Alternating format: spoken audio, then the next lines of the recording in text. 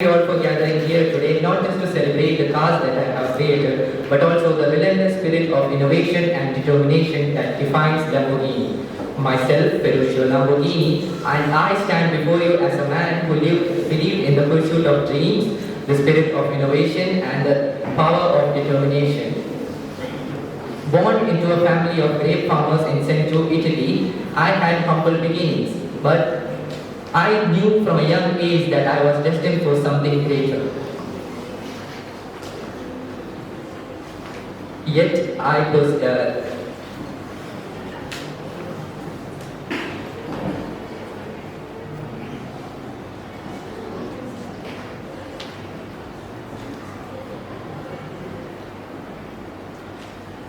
born into a family of grape farmers in Central Italy.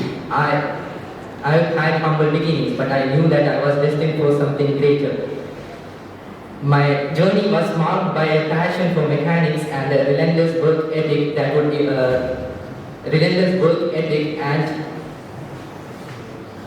a determination for success. I started as a mechanic in World War II and later ventured into manufacturing tractors, which brought me considerable success.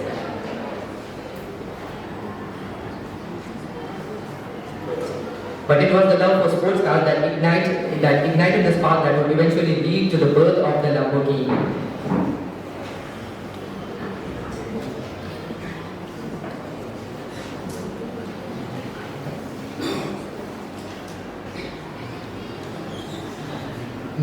In 1963, I created Automobili Lamborghini, and my vision was simple yet audacious: to create the perfect grand touring car.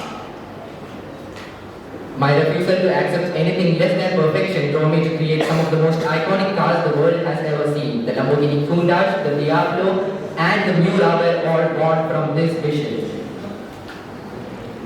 But success was not handed to me on a silver platter. I faced many challenges and skeptics who said it couldn't be done. My uncompromising dedication to perfection drove me to create these cars.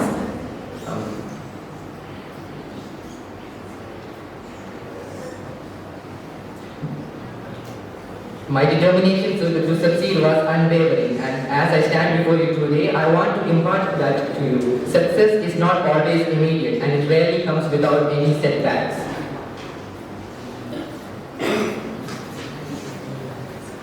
And this is the value that everyone needs in life, and that is the value that drove me to create Lamborghini, the perfect car. Thank you.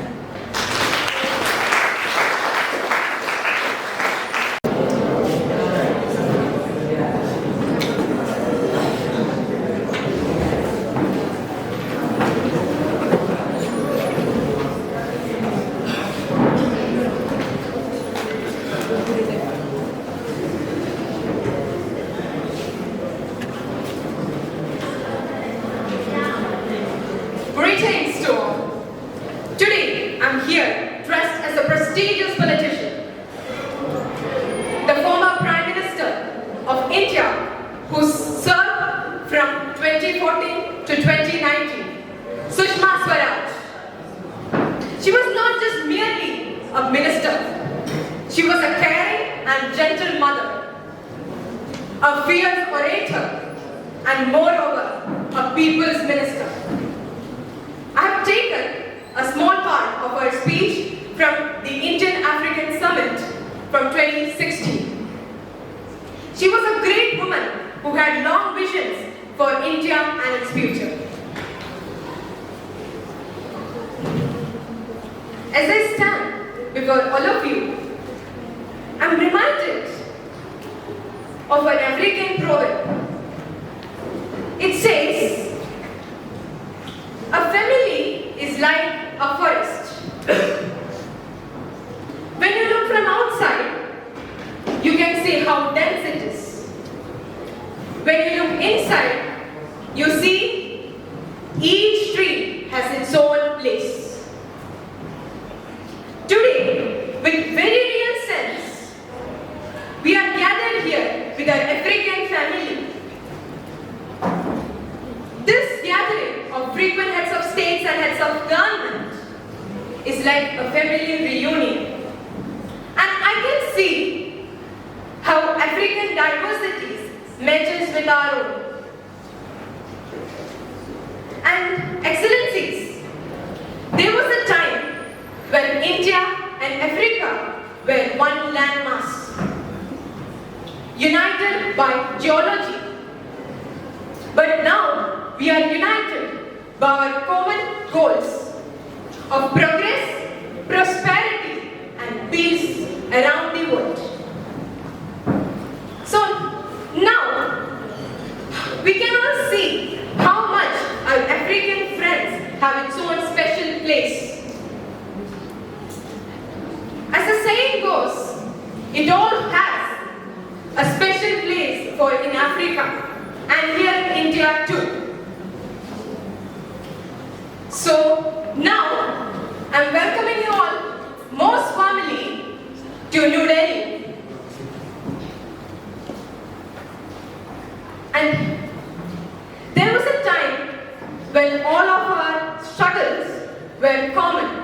We shared the struggles of imperialism, colonialism, racial discrimination, and the apartheid. These all systems made us stronger together. Our relationship is forged from the crucible of these common struggles. And our current modern relationships are from our common shared struggle and our goals. These relationships make us in the path of development, economic growth, and hierarchy. We should show that we are not inferior to anybody. Like I started with a proverb saying that we all hold our own place. Just like that, the 1.7 million strong Indian diasporas in Africa contributes to the economic development and actively for its adopted homeland.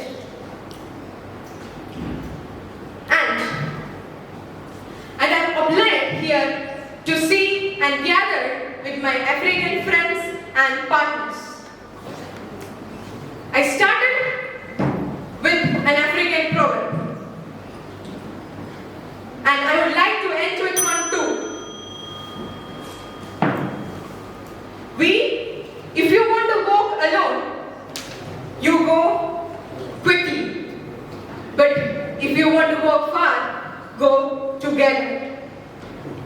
And like that, our African friends gathered here, the partners, will go on the path of development together and finding our own way. Thank you. Jai Hind. Vande Mataram. Everyone present here. Friends, Romans, countrymen, lend me your ears. These iconic words, once spoken by Mark Antony, have resonated through the ages as a shining example of masterful oratory and persuasion.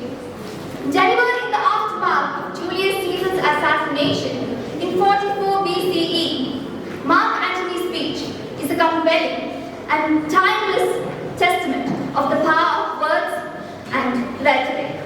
In this pivotal moment of Roman history, Mark Antony's speech swayed the masses, shifting the tide of public opinion and setting the stage for the unfolding drama of public intrigue. With the speech, Mark Antony hoped to rouse the crowd against the conspirators who assassinated Julius Caesar. Friends, Romans, countrymen, lend me your ears. I have come to bury Caesar, not to praise him. The evil that men do lives after them. The good is oft interred with their bones. So let it be with Caesar. The noble Brutus hath told you Caesar was ambitious. If it were so, it was a grievous fault, and grievously hath Caesar answered it. Here, under leave of Brutus and the rest, For Brutus is an honorable man. Come I to speak in Caesar's fury. He was my friend, faithful and just to me. But Brutus says he was ambitious, and Brutus is an honorable man. He had brought many captives home to Rome, whose ransoms to the German coffers with. Did this in Caesar seem ambitious? When the poor have cried, Caesar hath wept. Ambition should be made of sterner stuff. But Brutus says he was ambitious. And sure, Brutus is an honorable man. You all can see that on the look call I thrice President McBean crowned, which is thrice abused, was this ambition. But Brutus says he was ambitious. And sure, Brutus is an honorable man. I speak not to disprove what Brutus spoke, but here I am to speak what I do know. You wanted love him once, not without cause. What cause withholds you then to mourn for him? So judgment, thou art have fled to British peace, and men have lost their reason. Therefore, my heart is in the coffin there with Caesar, and I must pause until it come back to me. But yesterday, the word of Caesar might have stood against the world. Now lies he there, and none so poor to do him reverence. O masters, if I were disposed to stir your hearts and minds to mutiny and rage, I should do Brutus wrong, and Cassius wrong, who you all know are such honorable men. I will not do them wrong. I'd rather choose to wrong the dead, wrong myself and you, than I will wrong such honorable men. But here's the parchment with the seal of Caesar. I found it in his closet. This is his will. Let but the commoners hear this testament, which, pardon me, I do not mean to read. And they would go and kiss dead Caesar's wounds and dip their napkins in his sacred blood. Yea, make a hair of him for memory, and die, mention it within their wills, and bequeathing it as a rich legacy unto their issue. Thank you.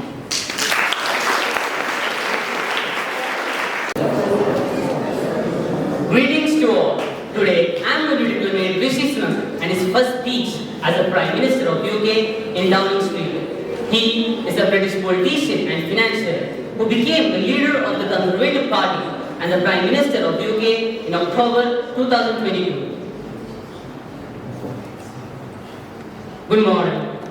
I have just been to Buckingham Palace and accepted His Majesty the King's invitation to form a government in his name. It is only right to explain why I am standing here as a new Prime Minister. Right now, our country is facing a profound economic crisis. The aftermath of COVID still lingers. Putin's war in Ukraine has destabilized energy markets and supply chains the world over. I want to pay tribute to my predecessor, Liz Truss. She was not wrong to want to improve growth in this country. It is a noble aim, and I admire her restlessness to create change. But some mistakes were made, not born of ill will or bad intentions, quite the opposite in fact, but mistakes nonetheless. And I have been elected as the leader of my party and your Prime Minister, in part to fix them. And that work begins immediately. I will place economic stability and confidence at the heart of this government's agenda. This will mean difficult decisions to come. But you saw me during COVID, doing everything I could to protect the people and businesses with schemes like furlough. There are always limits, more so now than ever. But I promise you this, that I will bring the same compassion to these challenges we face today. The government I lead will not leave the next generation, your children and grandchildren, with a debt to settle that we were too weak to pay ourselves. I will unite our country, not with words, but with action. I will work day in and day out to deliver for you. This government will have integrity, professionalism, and accountability at every level. Trust is earned, and I will earn yours. I will always be grateful to Boris Johnson for his incredible achievements as the Prime Minister, and I treasure his warmth and generosity of spirit. I understand how difficult this moment is. After the billions of pounds it cost us to combat COVID, after all the dislocation that caused in the midst of a terrible war that must be seen successfully to its conclusions, I fully appreciate how hard the things are, and I understand too that I have work to do to restore trust after all that has happened. All I can say is that I am not daunted. I know the high office I have accepted, and I hope to live up to its demands. But when opportunity to serve comes along, you cannot question the moment, only your willingness. So I stand here before you, ready to lead our country into the future, to put your needs above politics, to reach out and build a government that represents the very best traditions of my party. Together, we can achieve incredible things. We will create a future worthy of the sacrifices so many have made, and fill tomorrow and every day thereafter with hope. Thank you.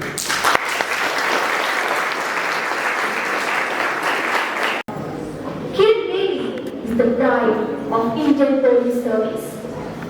She is the first IPS officer of India in 1972. She is not only an IPS officer, she was a tennis player and was a social activist. She is famous for her attitude towards equality. She started two non-government associations, Navya Jyoti and India Missionary Foundation. She is truly an icon of heroism. Today, I took a small segment of her speech, which she delivered on the stage of 10 women on her life journey. Now, I'm going to give you a story. It's an Indian story about an Indian woman. Let me first begin with my parents. I am the product of this visionary father and mother. Many years ago, when I was born in 50s and 60s, it didn't belong to girls in India. It belonged to boys who would join business and inherit business from their parents. And girls would be dolled up to get married. My family in my city and almost in the country was unique. We were 4 of us and not one, and fortunately no boys. My family was a part of the landed property family. My father defiled his own grandfather almost to the point of disinheritance because he decided to educate all 4 of us. He sent us to one of the best schools in the city and gave us one of the best education. As I have said, when we were born, we don't choose our parents, and when we go to school, we don't choose our school. Children doesn't choose their schools. They get to the school their parents choose for them. So this was the foundation time which I got. I grew up like this, so did my 3 sisters. And at that time, my father used to tell me, I'm going to spread all my 4 daughters to the 4 corners of the world. I don't know if he really meant, but it happened. I'm the only one left in India. One is a British, one is an American, and the third is a Canadian. So we are 4 of us in 4 corners of the world. So since I said they are my role models, I found 2 things that my father and mother gave me. One, they said, life is an incline. You either go up or you come down. Second, which became the philosophy of my life, which made all the differences.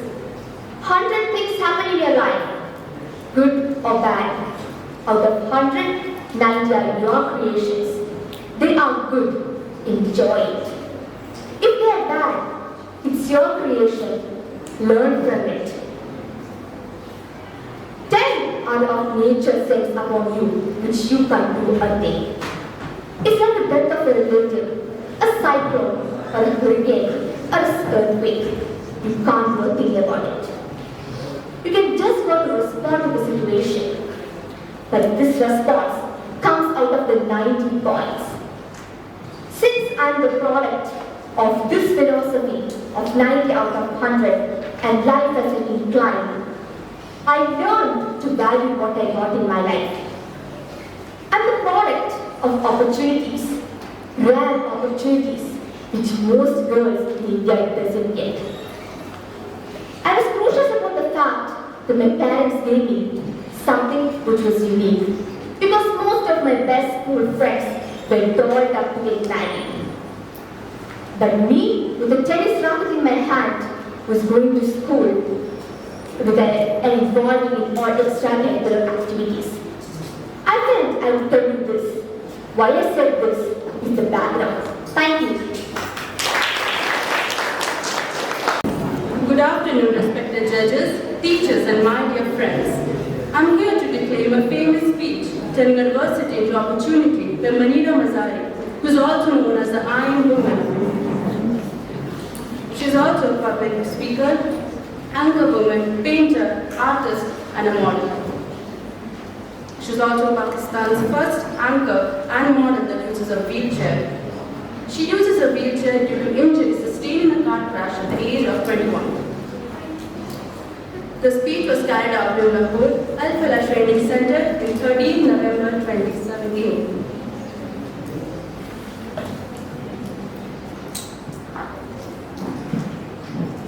They see my disability, I see my ability. They call me disabled, I call myself differently able. There is always those incidents that happen in your life. Those incidents can break you, deform you, but they can also mold you into the best version of you. The same thing has happened to me. 6.5 years ago, I was met with a car accident. The driver slipped and the car fell in the ditch. During the incident, I suffered multiple injuries. List is a bit long, don't get scared. My wrist was broken, shoulder bone and collarbone were fractured. My whole rib cage got fractured, and because of my rib cage injury, lungs and liver were badly damaged. I couldn't breathe. 3 vertebrae of my backbone were completely crushed, and I was paralyzed for the rest of my life. One day the doctor came up to me and said, "Well, I have heard you wanted to become an artist, but you became a housewife instead. I have a bad news for you. You won't be able to paint again because your wrists and arms are severely deformed. You won't be able to hold a pen anymore." Again he came up to me the next day and he said that I would neither be able to walk nor give birth to a child again. I was devastated. I asked my mother, "Why me?" That's when I started to question my existence. Why am I even alive? Life was completely aimless, pointless, and colorless. I was tired of wearing the white scrubs, looking into the white walls, doing nothing, sitting idle. I didn't want to live. But then I realized that instead of crying for the people and things that are not with me anymore, or for the legs that I have lost, there are people who wanted to see me alive. The best decision I have ever taken in my life was the painting I made in the hospital with the deformed hands. That's how I add colors to my colorless life.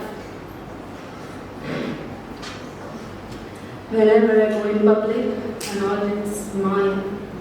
There's always this big, pretty smile on my face, and people ask, don't you get tired of smiling all the time? What's the secret? I say that I've stopped worrying for the things and people that are not with me anymore. Those with me are meant to be with me. Sometimes their absence can make you a better person. Cherish their absence is always a blessing in disguise. Live your life fully and accept the way you are. Be kind to yourself. I'll repeat, be kind to yourself. Only then you can be kind to others. I know life will be hard. There will be turmoils, there will be trials. But that will only make you stronger. The moment you start to accept yourself, that's when the world will recognize you. It all starts from within. Thank you.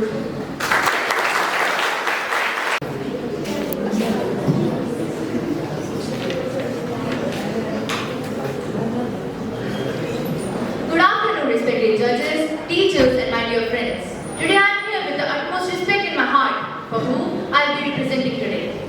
Muniba Mazari, the Iron Lady of Pakistan. She is a Pakistani activist, model, singer, and a motivational speaker. And today I will be declaiming her speech. We all are imperfectly perfect. So let's begin.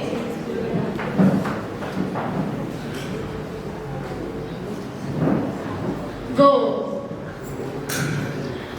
I can't speak right now. I'm running out of words, but I have to. I cannot risk it. Thank you all for accepting me. Thank you all for giving this love and accepting me. Thank you very much. Well, I always start my speech with a disclaimer. And the disclaimer is that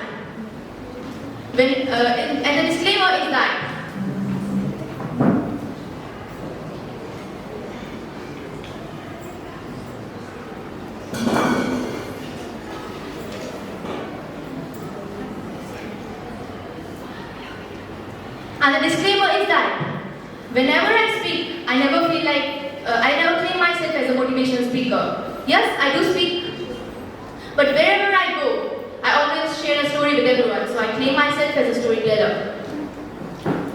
Well, this is a story of a woman.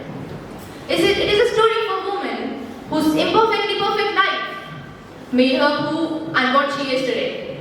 It's a story of a woman who, in pursuit of her dreams and aspirations, made other people realize that if you think your life is too hard and you're going to give up because you think your life is unfair, think again. Because if you think that way, you are being unfair to your own self. It is the story of a woman who made other people realize that some problems are not too big. We are too small because we cannot handle them. It's the story of a woman who realized with time that real happiness doesn't lie in fame, success, money, it lies within.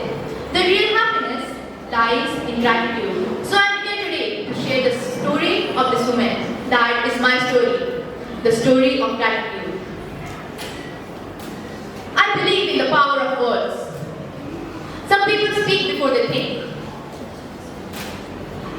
And I know the true value of words. Some people call it adversity, I call it opportunity. Some people call it weakness, I call it strength. They call me disabled, I call myself differently able. They see my disability. They see my disability, I see my ability. There are some incidents that happen in your life that are so strong that they change your DNA. These incidents or accidents are so strong that they deform you, that they deform your body and they break you physically. These incidents are so strong that they break you and they deform you but strengthens your soul. These incidents mold you into the better and the best version of you, and that same thing happened to me. About 9 years ago, I met a car accident. And the list of injuries which I got is very long. But I'm fine now. But the doctor had to put a lot of titanium in my arms, and there was a lot of titanium put in my back to fix my back. That is why the people in Pakistan call me the Iron Lady of Pakistan. We all try to chase this tunnel.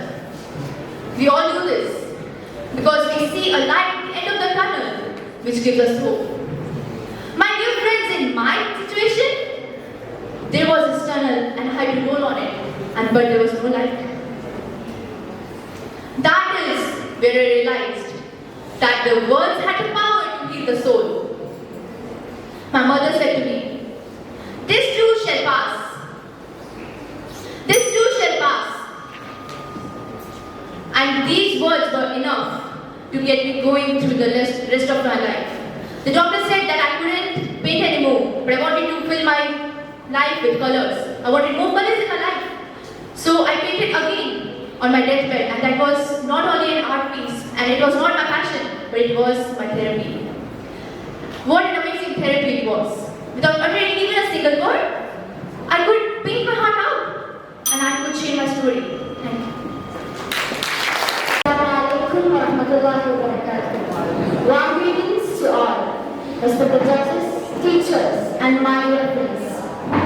I stand before you, not as Malala Yousafzai, but as a voice echoing the sentiments of a young girl from Pakistan's Swat Valley, who dared to dream, dared to believe in the power of education. Yes, my name is Malala, and I'm here to share with you the story of resilience, determination, and the unyielding belief that education can change the world. I was born in a place where girls' education was not a priority. Taliban ruled with iron fist, banning girls from attending school. But my father, Ziauddin, a man of great wisdom, never gave in to these oppressive ideologies. He believed in the potential of his daughter. He believed in the potential of each and every girl. My journey started with a simple blog under Sudan. As Gul Makai, I wrote about the life under Taliban's rule, the fear, the darkness that engulfed our lives.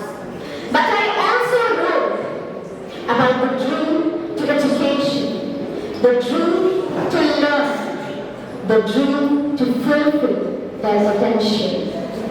Little do I know that my words would ignite a light of hope to not only those in Pakistan, but all across the world. On October 9, 2012, as I sat on a school bus, a Taliban gunman pulled and asked me for my name. He shot me on my head, hoping to silence me forever.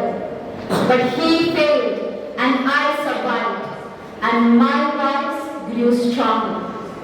My story became the symbol of resilience, determination, and the fight for every girl's dream to education. But the struggle is not over yet. Millions of girls are still struggling and facing barriers to education. They are denied their right to learn, to dream, to fulfill their potential, and we must stand together and fight for every girl's right to education. Ladies and gentlemen, the power of education is immeasurable. It is a beacon of hope that dispels the darkness of ignorance.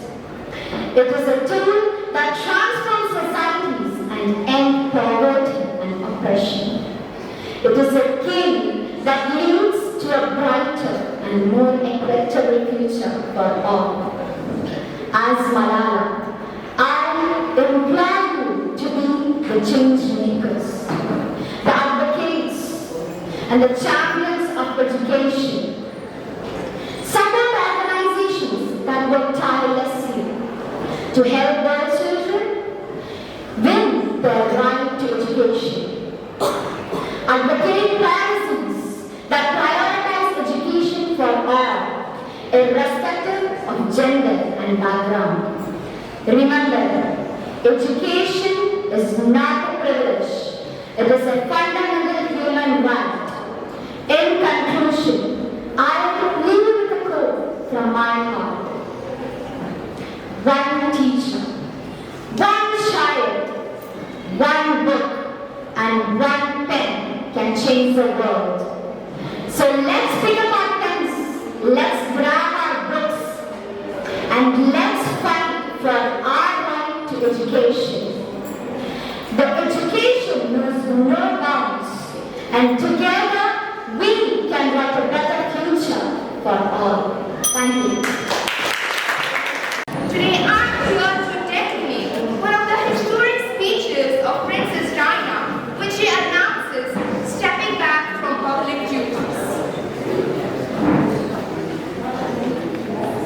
Ladies and gentlemen, it's a great pleasure to be here with you, sharing in your successes of the past.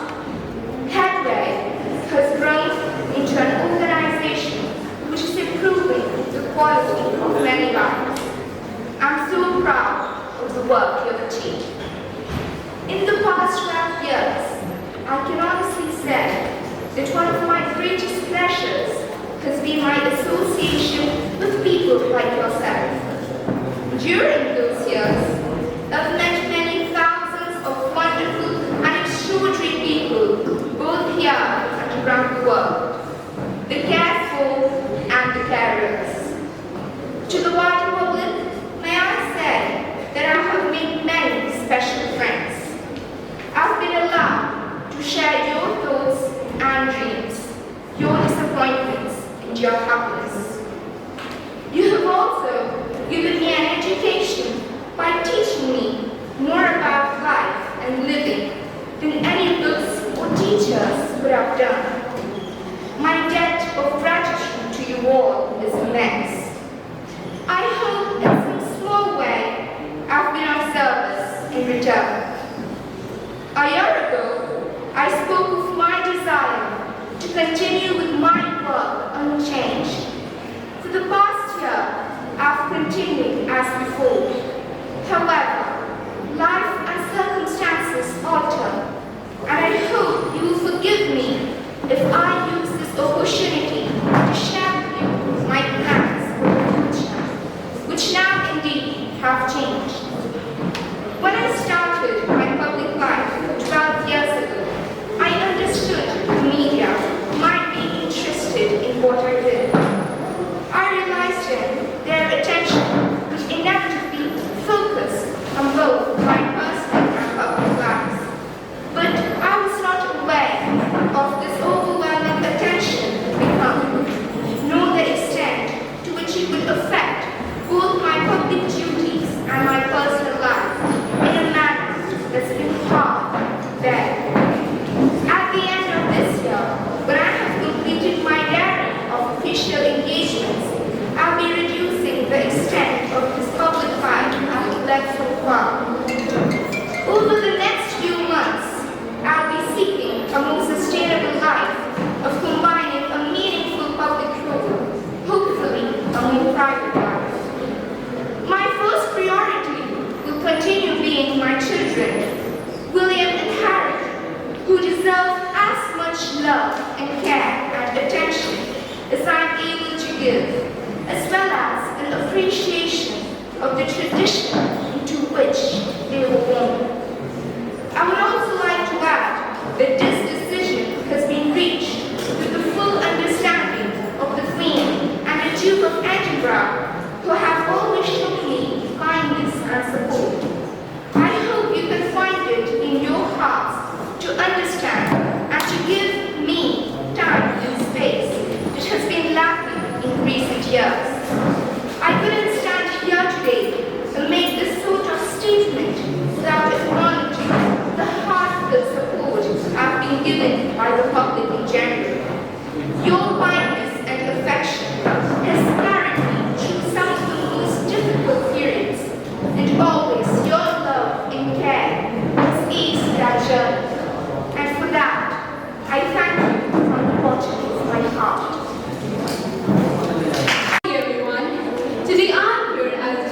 Jacinda Ardern, the Prime Minister of New Zealand.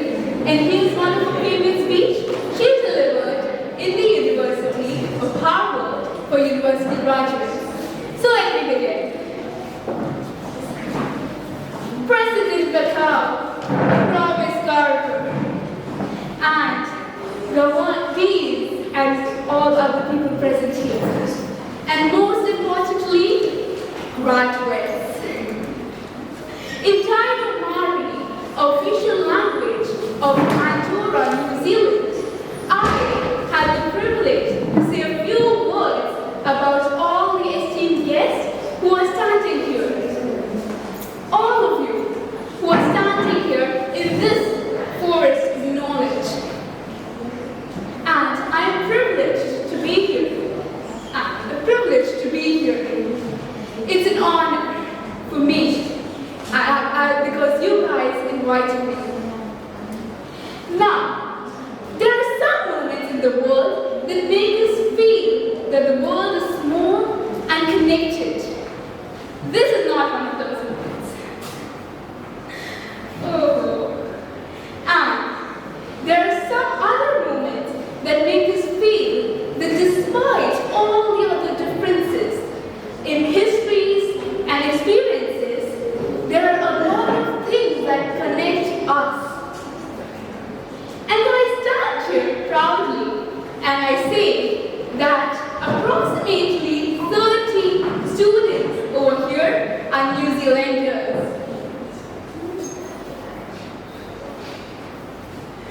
And statistically, at least one of them will be my cousin.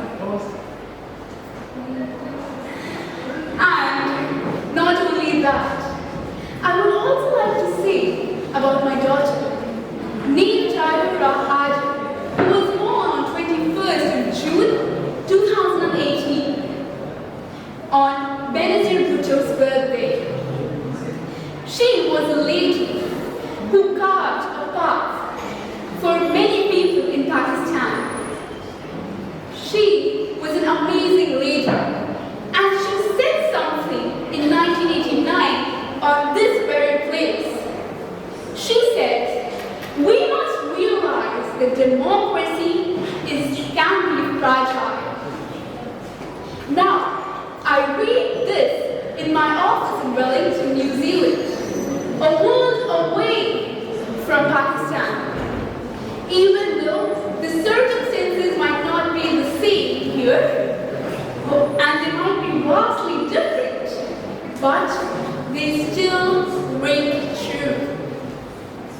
Now, I'm not an academic.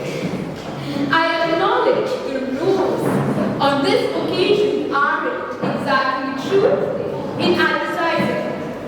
Rather, I'm a politician from Morris Way. As a point of geographical reference, it's near Hobbiton. And I'm not actually joking. And I come from a place, a small rural place, with around 5,000 people, where I spent most of my formative years. And one thing that I learned or I saw over there was they sit between difference and division. These differences are there as part of my identity, but they were never a source of isolation. Thank you.